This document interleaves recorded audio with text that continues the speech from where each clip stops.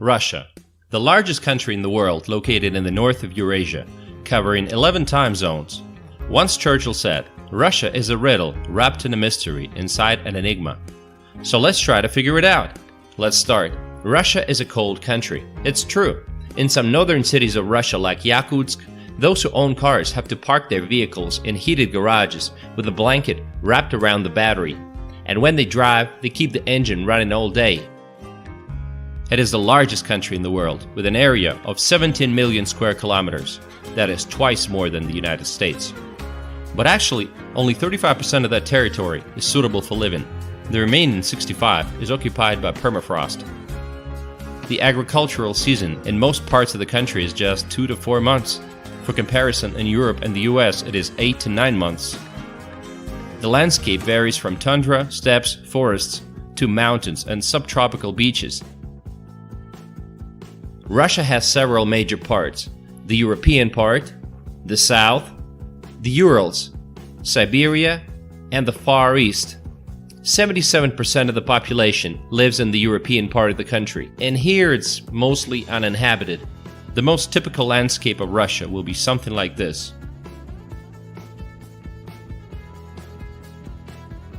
For 2016, according to the International Monetary Fund, Russia ranks 12th in terms of nominal GDP. The economy is predominantly based on raw materials, which comes as no surprise knowing the enormous natural reserves of Russia. First place in the world in natural gas and forest reserves.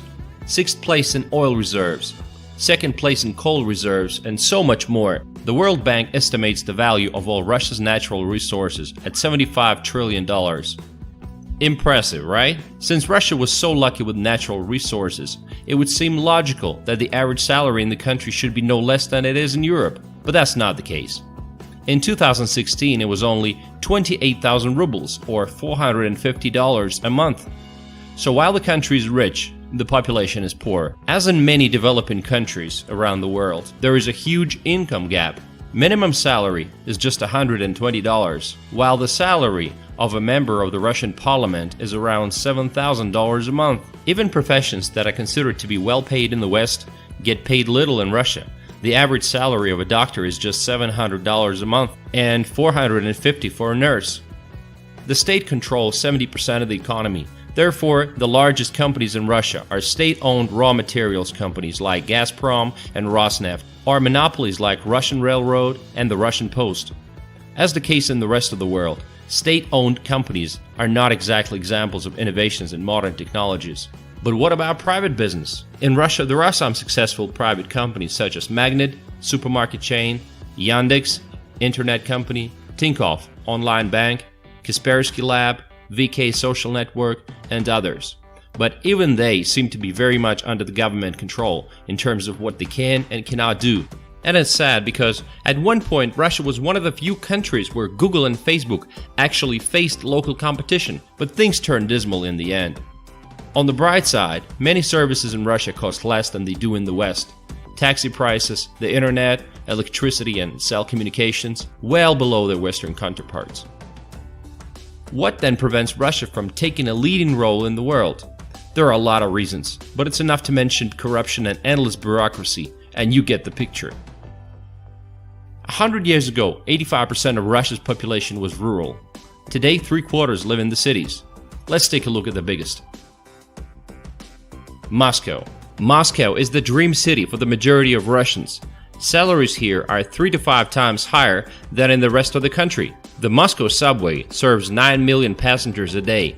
This is more than the subways of New York and London combined. Everybody's running and no one speaks English. That's how foreigners describe the city. In 2016, Moscow was the 3rd city in the world with the largest number of billionaires.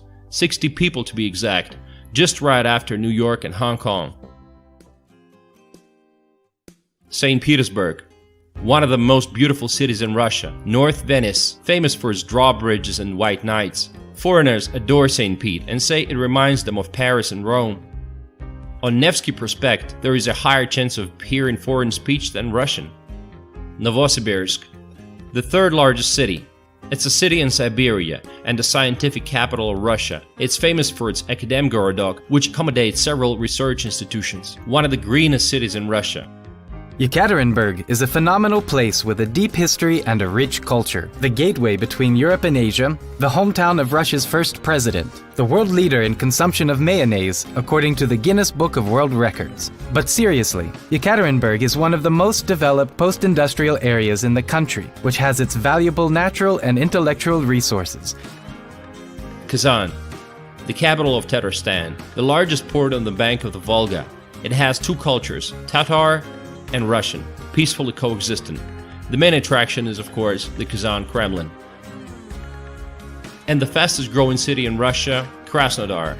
Many residents of the northern regions move here for a warmer climate. It's near the mountains and only 2-hour drive from the Black Sea coast. Villages in Russia are in a deplorable state. The rural population is shrinking everywhere. People are living for larger cities. Many villages have been abandoned altogether. Sadly, there is no place for them in modern Russia reality. In most villages today, the hope for a future is slowly disappearing, and with that disappears a very important part of the Russian culture.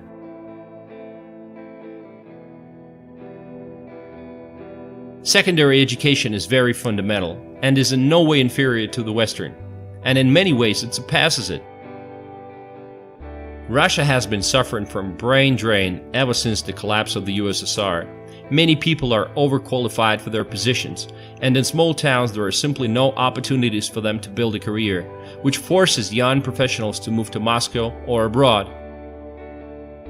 In 2013, Russia was visited by 28 million tourists.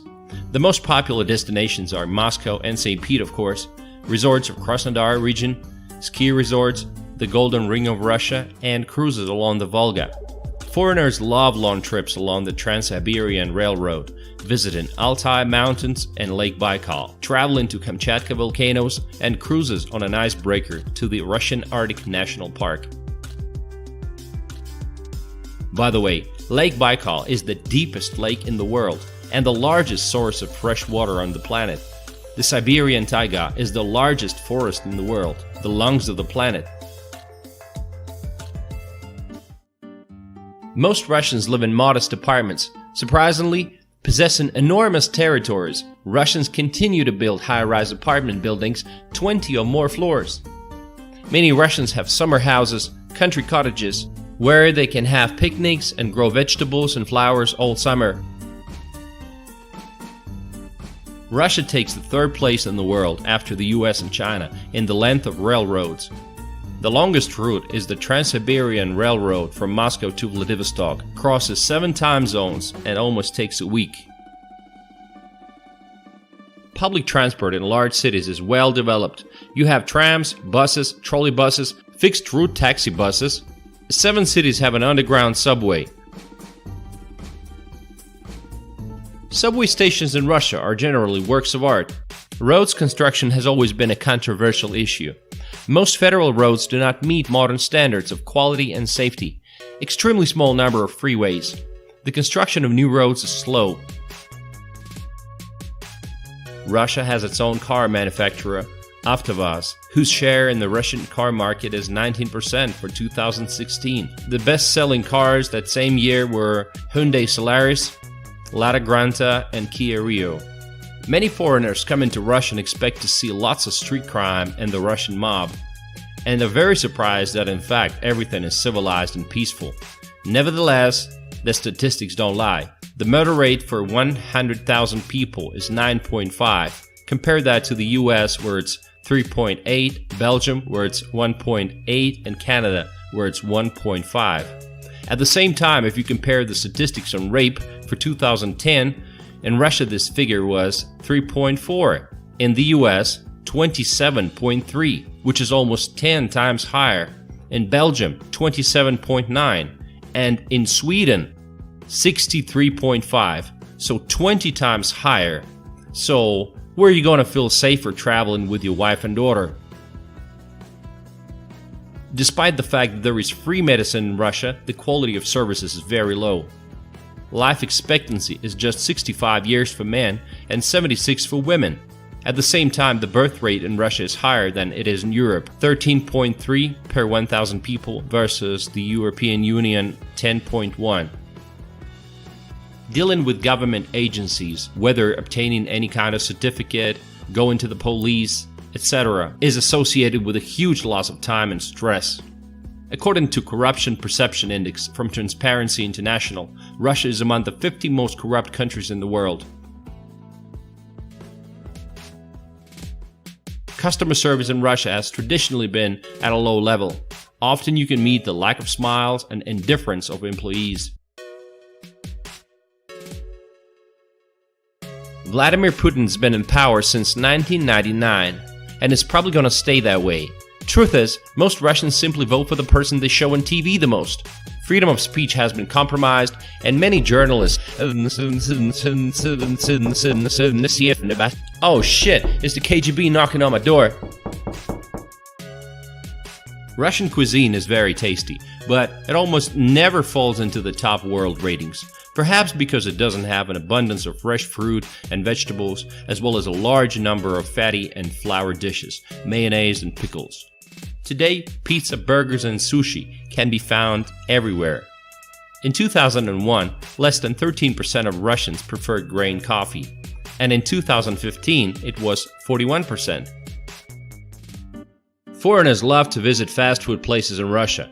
First, they can offer you beer, and secondly, they're much cleaner and nicer than in the US.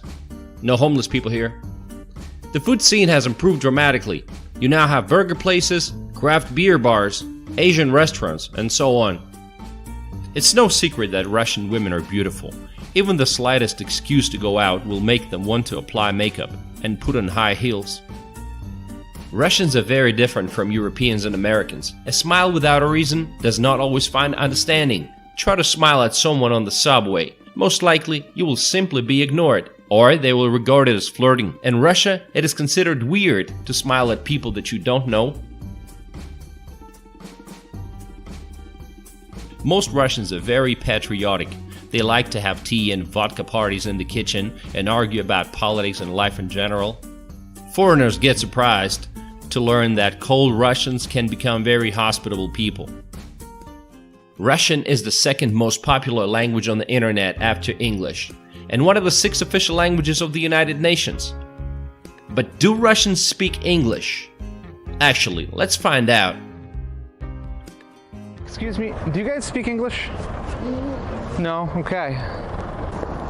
Hey, excuse me guys, do you speak English? No? Okay. Hey, excuse me, do you speak English? No? Okay. Well, apparently not so many. In Russia, sports are very popular. Football indisputably holds a leading position. Also popular are hockey, basketball, volleyball, and boxing. Russia is known throughout the world for its achievements in gymnastics and figure skating. In recent years, the popularity of a healthy lifestyle is becoming noticeable. In large cities, many fitness centers have opened up. Also, lots of ski resorts. In winter, such unusual sports are popular like rally on ice, winter kiting, and even winter cycling. Russian is the second most popular language on the internet after English, and one of the 6 official languages of the United Nations. Russians have many unique traditions such as visiting bathhouses or banyas, swimming in the ice hole in a 20-degree below temperature, winter fishing, hunting, lawn celebrations, and saying lawn toasts. Russia is a wonderful country. Beautiful nature, wonderful people, and a harsh climate with endless territory. I think Russia has great potential and many opportunities. And what do you think about Russia?